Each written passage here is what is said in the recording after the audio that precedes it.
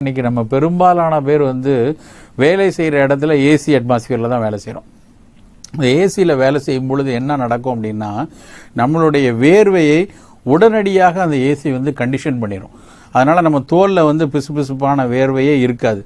ஆனால் என்ன நடக்கும்னா, நம்மளை அறியாமல் நம்ம தோல் பகுதியில் அந்த நீரிழப்பு நடந்துக்கிட்டே இருக்கும்.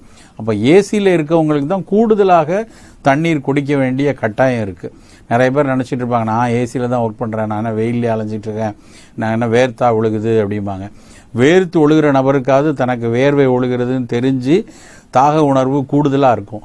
வேர்வை இல்லாமல் ஏசியில் வேறு பார்க்குறவங்களுக்கு வேர்க்கவும் செய்யாது, தாக உணர்வும் கம்மியாக இருக்கும். அப்போ அவர்கள் இயல்பாகவே தண்ணீர் அதிகமாக குடிக்க வேண்டிய நிலைமையில் இருப்பாங்க. ஸோ ஒட்டு மொத்தமாக ஒரு மனிதன் சராசரியாக ஒரு 3-3.5 லிட்டர் தண்ணீர் எடுக்கிறது ரொம்ப ரொம்ப கட்டாயமான விஷயம். அதை நம்ம பாதி பேர் தவிர்த்துறோம். நிறைய பேர் 2 லிட்டருக்கு மேலே தண்ணீர் குடிக்கிறதே இல்லை. அதுலேயும் ஒரு சிலர் பார்த்திங்கன்னா, சாப்பிட்டுட்டு தண்ணி குடிக்கிறத தவிர தனியாக தண்ணீர் குடிக்கிறதுங்கிற ஒரு பழக்கமே நிறைய பேருக்கு கிடையாது. அதுவும் பள்ளி குழந்தைகளில் பல பேர் பார்த்திங்கன்னா, கொடுத்து அனுப்புகிற தண்ணீர் அப்படியே திரும்பி வரும்.